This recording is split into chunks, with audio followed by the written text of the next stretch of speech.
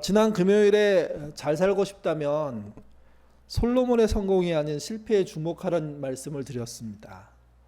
이렇게 세상을 멋지게 사는 분들 중에 그런 분들이 있더라고요. 실패를 잘 기념했더니 인생에 그게 큰 유익이 됐더라 하는 이야기들 하거든요.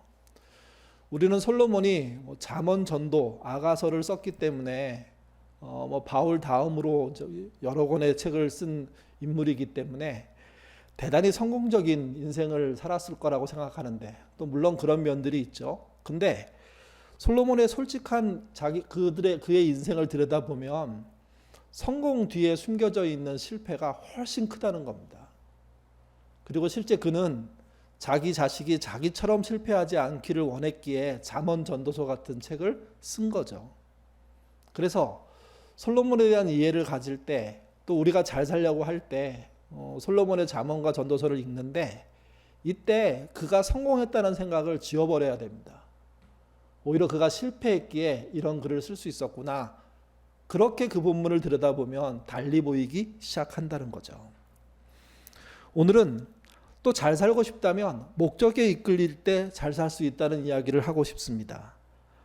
목적에 이끌린다는 건 하나님의 말씀에 이끌린다는 이야기고, 하나님이 하시고자 하는 일에 참여한다는 말이기도 하거든요. 그래서 우리가 정말 잘 살고 싶다 그러면 우리가 목적 삼은 게 뭐냐? 성경의 말씀에 따르면 하나님이어야 한다는 거죠. 하나님을 목적으로 하는 인생 사심으로 말미암아 여러분들이 잘 살았다는 칭찬 받으셨으면 좋겠습니다. 인생을 살다 보면 복된 입금들이 있습니다. 누구를 만났냐 하는 건데요. 제가 아는 동기 중에 중학생 때 한문 선생님이 야, 너 참 한문 잘한다, 이 말 한마디에 실제 한문 선생님이 된 친구가 있어요. 키도 짝달만하고 되게 고집스럽고 그 다음에 인기도 별로 없는, 눈에 띄지도 않는 아이였는데 한문 시간에 남들이 모르는 글자 몇 자를 이렇게 알고 있더라고요. 그리고 그거를 잘 쓰더라고요. 선생님이 그걸 보고 얘가 한문을 정말 잘한다, 얘 한문 공부 잘할 수 있는 아이다, 이렇게 칭찬했는데 그 아이가 한문 선생님이 됐습니다. 나중에. 그런 말도 있죠. 발음이 좋아, 영어 시간에 발음이 좋았는데 선생님의 칭찬, 너 참 발음 좋다, 너 뭐 어디 외국에 살다 왔니? 그 말 한마디에 그 아이가 영문학에 빠지기 시작하고 영문과 교수가 됐다는 이야기도 저는 들었습니다. 교회에서 또 자주 발생하는 게 있죠. 야, 너는 목사 돼야 되겠다. 이것 때문에 고민하는 사람 많아요. 이렇게 목사님이나 기도원 원장님이 서헌하는 것처럼 너 목사 되라고, 너 사모 되라고, 그건 억지이지만 목사님이 정말로 교회 안에 있는 어떤 어린 아이한테 야, 너 참 목사 되면 좋겠다라는 말 한마디에 그게 평생에 그의 소명이 돼버리고 그 인생 전체를 교회를 위해서 바치는 경우들도 여러분 굉장히 많습니다. 요즘에야 이제 목사 되라 얘기하면 굉장히 고민이 많지만 옛날에는 두렵과 떨림으로 그곳에 다가갔던 일들도 있거든요. 또 제가 들었던 이야기 중에 이런 얘기 있어요. 지금으로 치면 굉장히 작은 조선소인데, 부산 영도에 있는 작은 조선소인데, 그 조선소를 드나드는 아버지, 또 주변의 마을 사람들, 이분들이 열심히 살고 만든 결과 그 배가 이렇게 띄워지는 그런 걸 보면서 그거에 너무 큰 꿈과 소망을 가져서 결국 선박을 만드는 일에 뛰어든 사람도 있습니다. 그러니까 이들의 공통점이 뭐냐면 복된 입금이 있었다는 거죠. 선생님에 의해서든 목사님에 의해서든 또는 멋지게 보이는 어떤 일에 의해서든. 그래서 정말 괜찮은 인생을 사는 많은 분들이요, 괜찮은 입금, 복된 입금이 있었기에 지금 내 모습이 가능합니다, 이렇게 말한다는 거죠. 그래서 우리의 자녀들에게 저는 이런 입금들이 많았으면 좋겠습니다. 확실한 입금이 있는 어떤 사건들이, 그런 사람들이, 그런 상황들이, 그런 좋은 직업과 의미 있는 일들이 연결됐으면 좋겠습니다. 제가 아이들을 위해서 늘 기도할 때 이런 만남을 위해서 기도하고요, 이런 감동을 위해서 기도합니다. 여러분의 가정에도 그런 동일한 일들이 벌어졌으면 좋겠습니다. 근데 복된 입금만 있는 게 아닙니다. 끔찍한 입금도 있습니다. 이게 끔찍한 입금이라고 말하면 안 되죠. 위험한 입금, 그런 게 있습니다. 이게 지나가다가 설문조사를 해달라는 이야기를 들었습니다. 뭐 내용을 살짝 보니까 나쁘지도 않아요. 요즘 세상을 어떻게 사는지 물어보는 질문들이 몇 개 있는데 그거 해줬어요. 그리고 그 끄트머리에 결과를 알려드리겠다고 하면서 전화번호 하나 적어달라고. 그리고 전화번호를 적었다가 신천지에 빠져들어간 사람들이 있습니다. JMS에 빠져들어간 사람들이 있습니다. 통일교에 휩쓸려 들어간 사람들이 있습니다. 그날 그 시간에 그 설문을 받지 않고 설문에 답하지 않고 설문에 전화번호를 쓰지 않았더라면 절대로 그런 일이 없었을 건데 그런 일 하나 때문에 인생 자체를 망가지게 된 거죠. 중학교 다닐 때 어떤 아이가 싸움을 잘했는데 고등학교 선배 한 명이 지나가면서 너 우리 서클에 들어와. 그 한마디에 깡패가 된 아이들이 있거든요. 그런 아이들을 저희 옛날 동네 살 때 실제 봤고 그들의 인생은요 그야말로 우리가 알 수 없는 나락으로 떨어지는 거였습니다. 대학에 들어갔을 때 건전한 동아리에 들어갔대요. 들어갔는데 너무 좋은 거예요. 선배들이 너무 잘해주는 거예요. 인생에 누구나 위기가 오는데 위기가 있다고 어렵다고 얘기하니까 여러 명이 달라붙어서 힘을 주고 자기가 믿는 사람인데 기도해 주겠다고. 그러다가 야 내가 성경 공부하고 있는데 한번 같이 해볼래? 하고 참여한 게 신천지였던 거죠. 여러분 이런 만남 이런 입금은요 끔찍함으로 결론냅니다. 위험한 정도가 아닙니다. 가정이 파괴되고 무너지고 그래서 자기 인생 자체가 없어지고. 그래서 중요한 게 있습니다. 나를 이끄는 사람이 누구냐? 무엇이 나를 이끌고 있느냐? 이거 잘 파악하지 못하면 복된 입금이 아닌 끔찍한 입금을 받게 되고 그로 인해서 자기 인생의 상당 부분이 파괴되는 아니 평생이 파괴되는 일들이 벌어지는 거죠. 그래서 조심하셔야 됩니다. 특별히 자녀들에게 그런 말씀 해주셔야 됩니다. 이유 없이 너무 잘해주고 끝에 가서 결국 성경을 공부하자는 방식으로 자기를 끌어들이는 곳이 있다면 대단히 위험한 것이고 우리를 망가뜨릴 수 있는 곳이라고. 신천지와 JMS와 통일교, 하나님의 교회 같은 이런 곳에 그 유혹을 끊어내야 된다고. 늦게라도 알았다면 뛰쳐나와야 된다고. 여러분 그렇게 뛰쳐나오는 게 용기이고요. 다시 복된 입금으로 들어가는 통로가 된다는 거죠. 복된 입금이 있고 끔찍한 입금이 있다면 한 단계 더 전진할 수 있는 입금이 있습니다. 이끌어 줄 자를 스스로 찾아가는 겁니다. 우리가 잘 알고 있는 해밍웨이라는 분이 있잖아요. 그분이 유럽에서 전쟁에 참여하고 자기가 이제 사는 곳으로 돌아오자 인생을 어떻게 살아야 할까 고민을 합니다. 그러다가 내가 이왕 인생을 사는데 어디다 거처를 정할까 하는 생각을 하게 되고요. 그리고 그가 거처를 정한 곳이 어디였냐면 그 당시에 글로써 대단히 유명한 서우드 앤더슨이라는 사람이 사는 아파트 옆에다가 집을 얻습니다. 그리고 그분을 만나는 시도를 계속해요. 해밍웨이란 평범한 청년이 자기를 찾아와서 만나기를 원하고 대화하기를 원하고 그렇게 하면서 둘은 친해집니다. 옛날이나 지금이나 글을 쓴다는 일은 쉬운 일이 아니거든요. 잘 유명해져야지만 대단히 성공적으로 또 부자로 살 수 있지 대부분 그렇지 못하는 겁니다.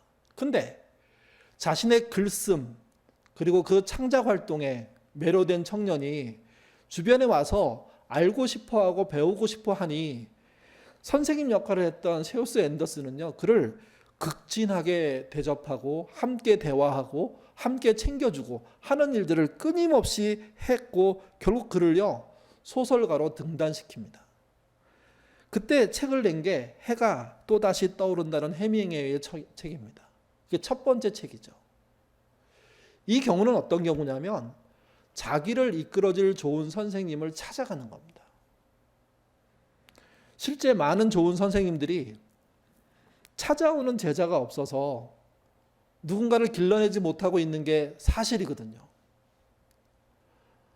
그 진짜 좋은 분을 찾아가는 노력, 열심, 그게 여러분들에게 있으셔야 되고요. 동시에 누구에게도 있었냐면 여러분의 자녀들에게도 있어야 됩니다. 우리가 어렸을 때 배웠던 맹모 삼천지교란 말이 어머니의 노력으로 어머니가 좋은 선생님들을 찾아준다는 이야기잖아요. 그런 환경을 만들어준다는 이야기잖아요. 그러니까 대학 가고 그 다음에 연봉 높게 받고 이런 게 아니라 인생의 가장 그럴싸한 멋있는 삶을 살고 있는 사람과 가까이 살도록 부모가 노력하고 한 걸음 더 나가서 아이들이 그런 이끌림을 받을 수 있도록 그를 향해 가도록 찾아가도록 그렇게 교훈하고 격려하는 인생, 이게 필요하다는 겁니다. 예수님은 그런 면에서요 가장 사람을 잘 이끌어 주실 분입니다. 하나님이 그런 분이라는 거죠. 그 분을 찾아가는 것, 이게 중요하다는 겁니다. 자녀들이 간혹 믿음을 떠나는 경우들이 있죠. 이때 부모님들이 놓치지 말아야 될 건 너 교회 나가지 않으면 어떻게 한다 하는 엄포를 할 게 아니라 하나님의 이끄심을 받기 위해서 더 집중하고 노력할 필요가 있다는 겁니다.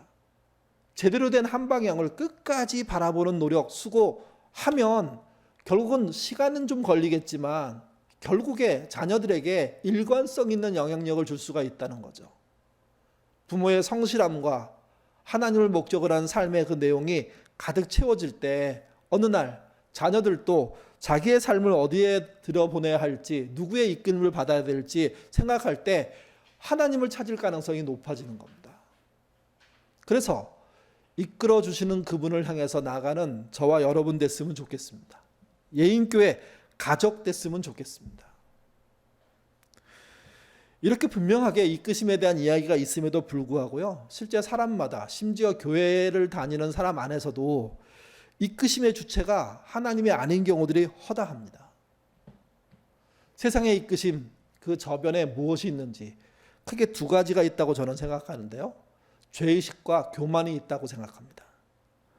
이 죄의식이란 말은 원죄의식이란 말인데, 자신의 잘못이나 타인의 잘못으로 내 인생이 이 모양이 됐다고 생각하는 태도입니다. 이 태도에 빠지면 사실은 인생 전체가 망가지거든요. 불행한 일이 있으면 안 되겠지만 인생을 살아보면서 알게 되는 것은 생각보다 불행한 일이 많습니다. 한 아이가 교통사고로 죽었어요. 여러분, 그의 어머니, 그의 아버지가 얼마나 큰 상처를 받을까요? 어른들이 말씀하시죠. 세월이 약이라고. 세월이 약이 돼서 그 아픔을 잘 이겨나가는 사람도 있는가 하면요, 아니요. 그 사건 때문에 인생이 망가지고 파괴되고 복수하고자 하는 마음으로 평생 살아가는 사람들도 생각보다 많이 있습니다. 이때 그 마음에 작동하는 코드가 뭐냐? 그게 죄의식이에요. 이 죄의식에 휩쓸려 사는 인생, 죄를 만회하고 극복해서 복수하겠다고 사는 인생, 이 인생 자체가 불쌍한 인생이고 험악한 인생을 살게 되는 것이고 결국은 망하게 되는 거죠.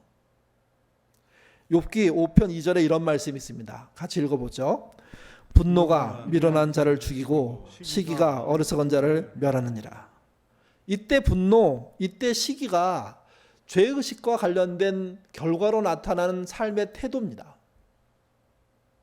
사람이 어떻게 분노하지 않을 수 있습니까? 어떻게 시기하지 않을 수 있을까요? 누구나 그럴 수 있는 겁니다. 근데 분노를 멈추는 사람들이 생깁니다. 시기를 이겨내는 사람들이 생깁니다. 돌이키고 제대로 해석해내는 사람들이 생기는 겁니다. 그게 자기 자아에 의한 것일 수도 있고요, 신앙에 의한 것일 수도 있는 거죠. 성경은 그게 신앙으로부터 시작되는 이야기가 되어야 된다고 얘기하고 있습니다. 분노하는 미련한 사람이 되지 않고 시기하는 어리석은 사람이 되지 않아야 된다는 거죠. 이게 또 하나, 이것은요 교만으로 표현될 수 있습니다. 하나님만 빼고 사람을 기반으로 하는 삶. 오늘 본문 예레미야 17장 5, 6절에 나오는데요. 같이 읽어보죠. 여호와께서 이와 같이 말씀하시느니라. 무릇 사람을 믿으며 육신으로 그의 힘을 삼고 마음이 여호와께서 떠난 그 사람은 저주를 받을 것이라. 그는 사막의 떨기나무 같아서 좋은 일이 오는 것을 보지 못하고 광야 간조한 땅 건건한 땅 사람이 살지 않는 땅에 살리라. 사람이 왜 망하느냐? 이 본문은 명확하게 말합니다. 교만하기 때문에 망하는데 그 교만의 실체는 뭐냐? 무릇 사람을 믿으며 육신으로 그의 힘을 삼는 자, 마음이 여호와께서 떠난 자, 그들이 교만한 자고 그들은 망할 수밖에 없는데 어떻게 망하냐? 사막의 떨기나무처럼 망한다고 얘기합니다. 평생 간조한 곳 건건한 땅, 사람이 알지 않는 외로움 속에 살게 될 거라고 얘기합니다. 사람이 되게 호탕해가지고 인간관계가 좋다고 하더라도 하나님 모르면 그 인간관계는 허무하다고 얘기하거든요. 그것이 사람의 교만의 결과라는 거예요. 나는 하나님 없이도 살 수 있어. 그렇게 대차게 뭔가 보이도록 사는 것 같지만 사실 사람을 기반으로 하는 삶, 자신을 기반으로 하는 인생, 다른 사람을 기반으로 하는 인생은 결국은 망한다는 거죠. 이게 사막의 떨기나무처럼. 어떤 사람이 복받은 사람일까요? 어떤 사람이 정말 기쁘고 소망스러운 삶을 살 수 있는 사람일까요? 시편이 명확하게 말하는데요. 32장 1절, 시편 32편 1절 같이 읽어보죠. 허물의 사함을 받고 자신의 죄가 가려진 자는 복이 있느니라. 허물과 죄가 가려질 수 있게 할 수 있는 분은 하나님 한 분 말고는 아무도 없습니다. 그분에 의해서 허물의 사함을 받고 죄가 가려지는 인생, 그 사람이 진짜 복을 받는 거라는 거죠. 사람으로서는 자신은 물론이고 다른 사람으로서는 어떤 것도 해결해 줄 수가 없는 겁니다. 교회 다니는 사람들이 가장 크게 실수하는 것 중에 하나는요, 목사를 믿는 거예요. 목사는 동료이지 믿음의 대상이 아니에요. 나는 목사님과 함께 했으니까 모든 게 됐다? 그런 거 없어요.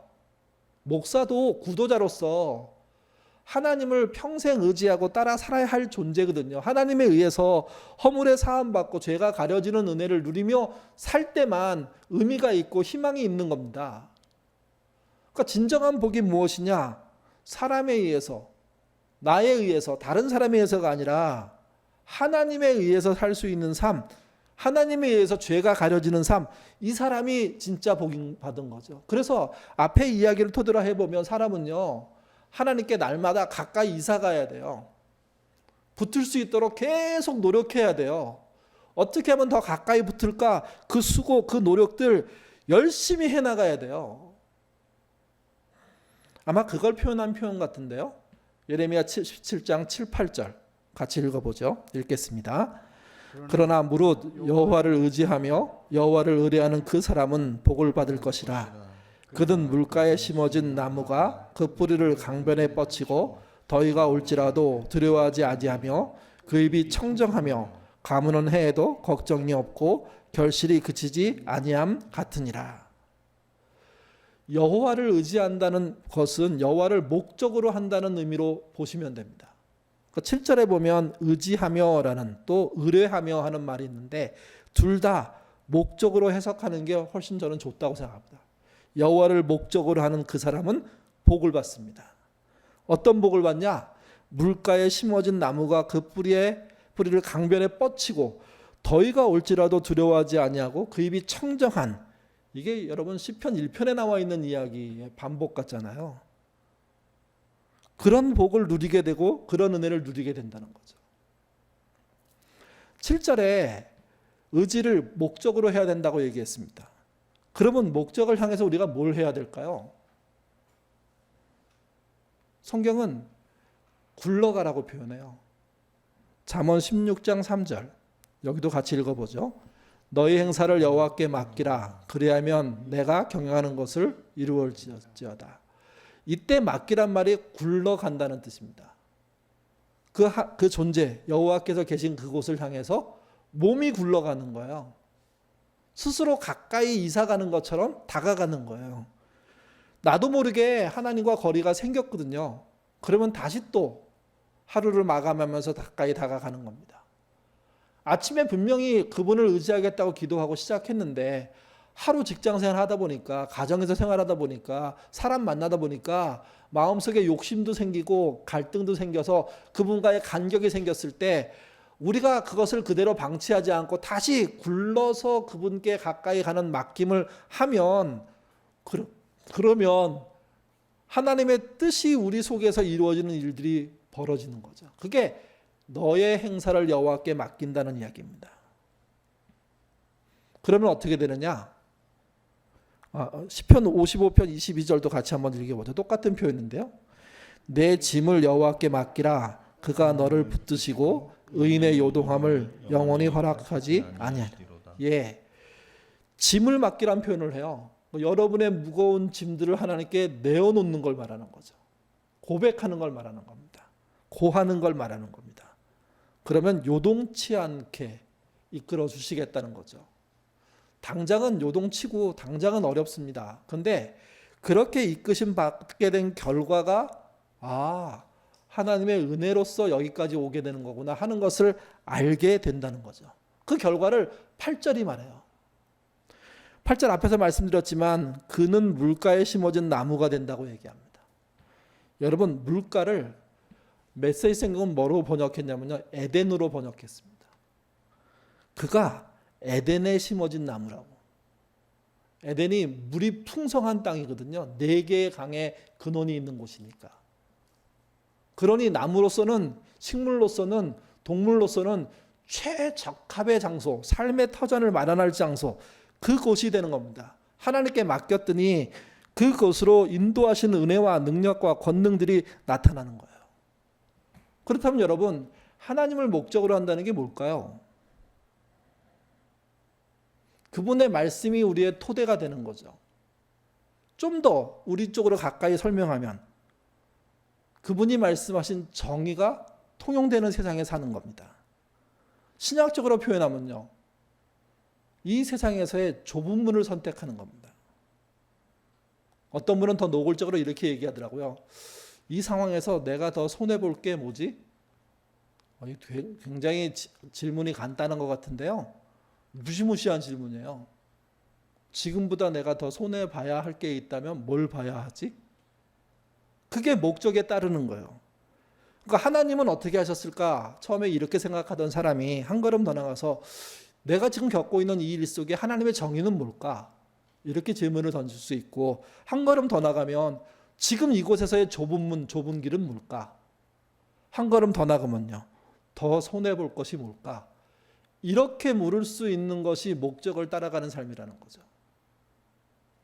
신자는 하나님은 어떻게 하실까? 하나님의 정의가 뭘까? 좁은 문이 어디에 있나? 그리고 더 손해볼 것이 무엇인가? 하는 질문을 날마다 던짐으로 말미암아 하나님의 뜻을 쫓는, 그분을 목적으로 하는 삶을 살 수 있게 되는 것이고, 그렇게 살 때 복이 있고 은혜가 있고 결과가 있다는 거죠. 예레미야 17장 9절에서 11절에 보면 경고하는 말이 들어있습니다. 하나님의 뜻을 이렇게 따라서 에덴 동산에 심겨진 나무가 되라, 이런 얘기를 하다 갑자기 9절 10절에 가면 경고해요. 어떤 경고인지 한번 보시죠. 읽겠습니다. 만물보다 거짓되고 심히 부패하는 것은 마음이라. 누가 능히 이를 알리오마는 나 여호와는 심장을 살피며 폐부를 시험하고 각각 그의 행위와 그의 행실대로 보응하나니 불의로 치부하는 자는 자고새가 낫지 아니한 알을 품은 같아서 그의 중년에 그것이 떠나겠고 마침내 어리석은 자가 되리라. 사람이 부패했대요. 제가 그 드라마를 다 보진 않았는데 이렇게 새로 시작한 드라마의 첫 장면이 그거더라고요. 사람은 자기의 일기장에도 거짓말을 쓴다. 이렇게 시작하더라고요. 너무 충격이었습니다. 저거 봐야 되겠다. 야, 대단하다. 사실은 거짓말 일기라는 게 어렸을 때 써본 기억이 있거든요. 근데 가만히 생각해 보면 자기가 했던 일도 괜찮게 기록하려는 욕구가 일기 쓸 때 드러나요.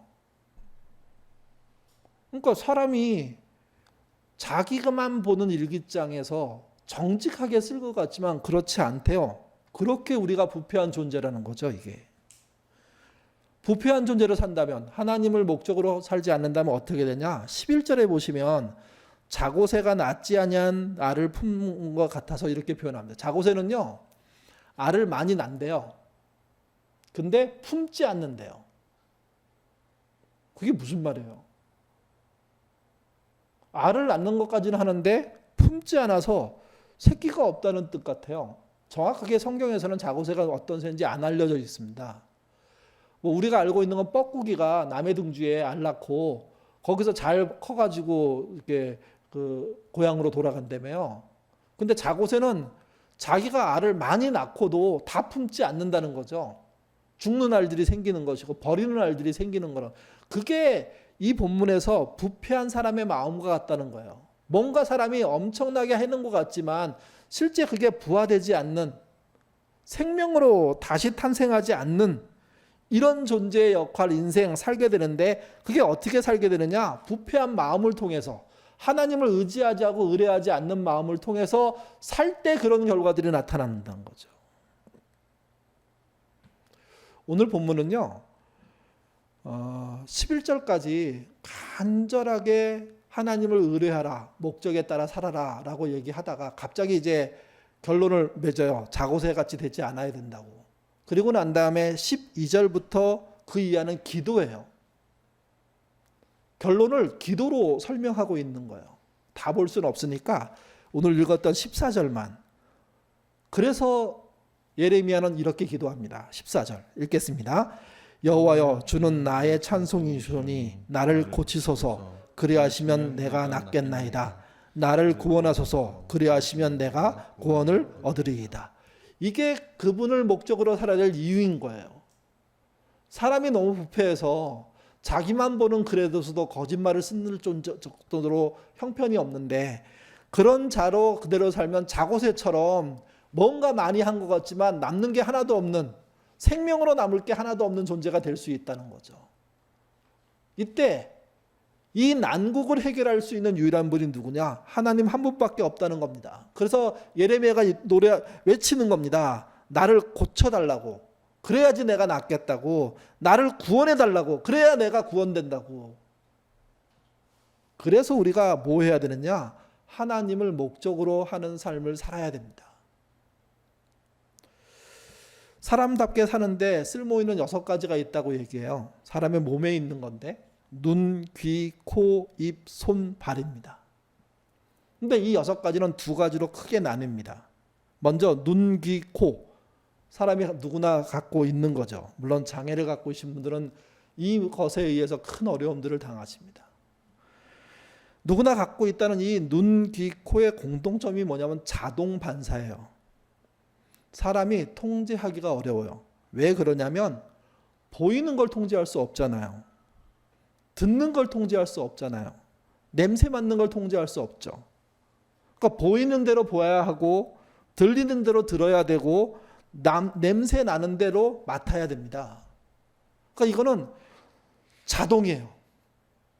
그래서 안 좋은 것도 보게 되고 좋은 것도 보게 되는 거예요. 안 좋은 냄새도 맡게 되고 좋은 냄새도 맡게 되는 거예요. 반대로 사람이 통제할 수 있는 게 있답니다. 그게 입, 손, 발이에요. 입을 통해서 먹고 말하게 되겠죠. 손과 발을 통해서 행동하게 되겠죠. 근데 이거는 조절할 수 있어요. 그래서 이거를 다른 말 표현할 때 조건 반사라고 얘기해요. 본인이 어떤 상황들에 의해서 입으로 반응하고 손으로 반응하고 발로 반응할 수 있게 되는 거예요. 그러니까 평범한 사람은 눈, 귀, 코를 통제하지 못해요. 근데 여러분, 건전하고 건강한 사람은 보는 것도 통제하고요. 들리는 것도 통제하고요. 또 냄새 맡는 것도 통제합니다. 좋은 거를 좋게 받아들일 수 있고 나쁜 것을 거절할 수 있는 거예요. 그게 어떻게 이루어지느냐? 결국은 그 중심에 무엇이 있느냐에 따라서 이루어지는 거예요. 그러니까 나쁜 걸 보고 난 다음에도 좋게 바꿀 수 있는 기회로 선용하는 사람이 되는 것. 나쁜 냄새가 났음에도 불구하고 그 환경을 개선할 수 있는 존재가 되는 것, 이런 삶을 사는 게 우리에게 필요한 거죠. 진정한 개선, 진정한 나아지는 환경을 만드는 것을 뭐로 할 수 있느냐? 사람의 건전한 생각으로 할 수 있는데요. 성경은 그것을 한 걸음 더 나가서 하나님을 의지할 때 그런 일들이 가능하다고 하는 거예요. 막을 수 없는 것들을 봤음에도 불구하고 그걸 유연하게, 정의롭게, 제대로 받아들여서 자신의 입과 자신의 손과 발로, 행동으로 표현할 수 있는 존재가 되는 신자, 삶, 그걸 말씀하시는 거죠, 이게. 그래서 우리가 제대로 살려면 목적에 이끌리는 삶을 사셔야 됩니다. 자신의 목적이 아니라 하나님을 의뢰하는 목적을 따라 살 때 우리의 인생이 의미가 있는 거죠. 그리고 한 걸음 더 나가서 그 목적을 따라갈 때 우리는 질문을 던져야 됩니다. 하나님이라면 어떻게 하실 것인가? 또는 이 상황 속에서 하나님의 정의는 뭔가? 또는 여기서 좁은 문은 무엇인가? 그리고 한 걸음 더 나간다면 여기서 내가 손해볼 것이 있다면 무엇일까? 그렇게 질문함으로 목적을 따라가시는 그 사람이 잘 살았다고 칭찬받는 인생이 되는 겁니다. 우리 교회가 지난 20년 동안 정말 분주하게 뛰어왔죠. 잘한 것도 있지만 잘못한 것도 많을 겁니다. 잘못한 많은 것을 그냥 벌어진 일이니까 어쩔 수 없어 이렇게 생각하지 않고 우리 앞에 벌어진 일을 어떻게 제대로 한번 더 낫게 발전시켜 볼까? 그럴 때 우리 모두가 생각해야 될 건 우리가 하나님의 목적에 끌려 사는 사람인지를 돌아보는 겁니다. 그리고 4가지 질문을 던지셔야 됩니다. 하나님은 어떻게 하셨을까? 이 시점에 하나님의 정의는 무엇인가? 그리고 좁은 문은 어디에 있는가? 더 손해볼 것이 있다면 무엇을 손해봐야 할까? 이렇게 질문하심으로 하나님이 이루시는 목적을 따라가시는 저와 여러분 되시기를 주님의 이름으로 부탁드립니다. 기도하겠습니다. 목적을 잃어버린 인생들이 쏟아져 나오는 세상입니다. 심지어 교회까지도 목적을 잃어버리고 사는 형국이기도 합니다. 믿음이 괜찮다고 수십 년 신앙생활을 한 분들도 목적 없이 그저 자신의 편리를 위해서 나와 타인을 쫓아가냐고 정신이 없습니다.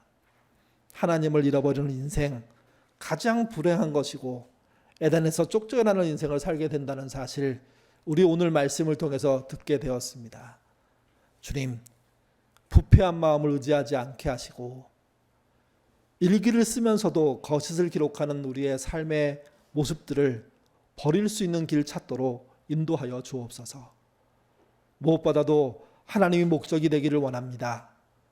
그래서 우리의 일생 앞에 또 순간순간 앞에 하나님이란 하면 어떻게 하셨을까 하는 질문을 던지는, 어떤 일을 선택할 때는 진짜 하나님의 정의가 무엇일까 고민하고 기도해보는, 그리고 한 걸음 더 나가서 지금의 좁은 문, 그리고 지금의 내가 손해봐야 될 믿음의 태도가 무엇인지를 물어 하나님이 원하시는 목적을 쫓아가는 우리가 되도록 인도하여 주옵소서. 예인께도 그런 걸음을 걷기를 원합니다. 20년 전에 정말 좁은 길로 들어가기 위해서 몸부림쳤던 것처럼 손해보지만 그러나 옳기에 가는 그 길을 가기 위해서 애썼던 것처럼 지금도 하나님을 목적으로 옳은 길, 정의로운 길, 좁은 문 따라가는, 하나님이 하셨을 법한 일들을 찾아가는 그런 교회 되도록 인도하여 주옵소서. 우리가 잘 살기 위해서 하나님의 목적을 쫓아가는 삶 살기 원하오며 예수님 이름으로 기도드립니다. 아멘.